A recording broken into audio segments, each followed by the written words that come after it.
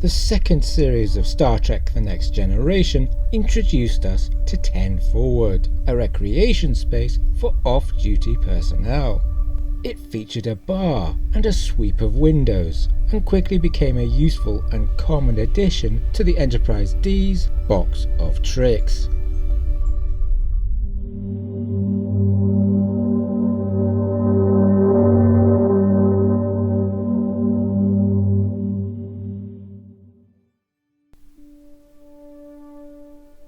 Forward first appeared in The Child and was last seen in the 1994 film Star Trek Generations. The production set stood on stage 8 in front of the main bridge set. The rim of the Enterprise saucer had to be thickened to accommodate it, and if you watch the series carefully, you can see when the newer 4-foot Enterprise model sporting that thicker rim is being used, instead of the 6-foot model with its thinner rim. So much had to be done to accommodate this extra set, but it was worth the effort as the main characters now had a location in which they could interact socially. In this video then, we will celebrate 10 Forward.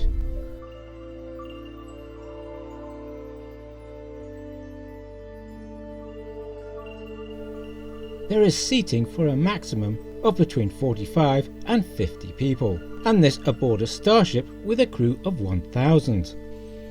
I don't recall it being mentioned on screen, but we can suppose that Starfleet uses a 3-watch rotation, so at any one time there must be around 333 people with time for recreation.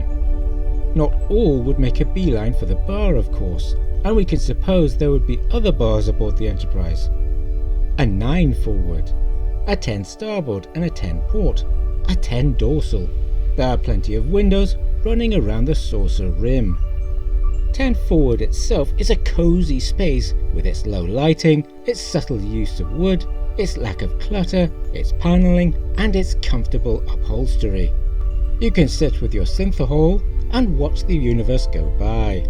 And if there is suddenly a catastrophe, well, 10 Forward in Universe is a designated emergency environmental support shelter, one of 52 aboard the Enterprise designed to shelter up to 65 crew members for up to 36 hours, and to provide breathable air, food, water and a degree of power, independent of the rest of the ship. And let us not forget that close behind 10 Forward must be both space for and access to the lifeboats seen on the underside of the saucer.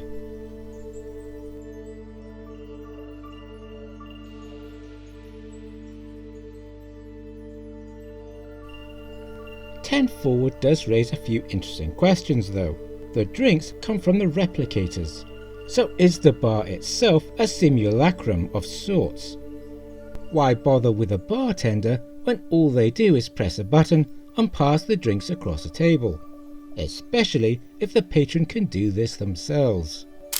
Could one get a Star Drifter from those 10 Forward replicators, I wonder? What about some Dalmore single malt? There are undoubtedly a few real drinks under the bar, the illegal stuff like Romulan ale, but Guinan is unlikely to serve those to just anyone. Did 10 Forward survive the fall and slide out on Veridian 3? In a real sense, it did not, as the set was reused as the mess hall in Star Trek Voyager, with the windows presumably being turned upside down to serve as those of Janeway's ready room and the briefing room. In Universe, the front half of the saucer, the sacred saucer, ploughed through forest and landscape with wild abandon. Unless those windows and supports are toughened, we can imagine Guinan's reaction to the resulting mess.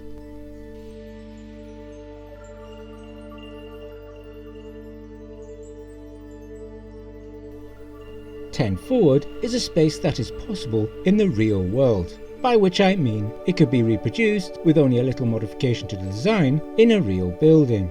The replicators would have to be replaced of course, and the angle of the windows changed, but it is easy to imagine walking into a pub or a club and finding a near identical space.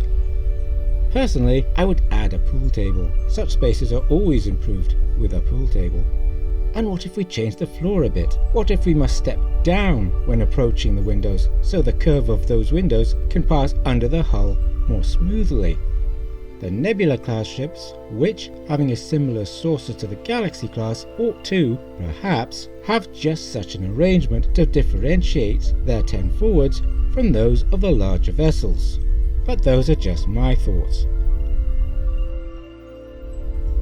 And there we have it, 10 forward of Star Trek The Next Generation.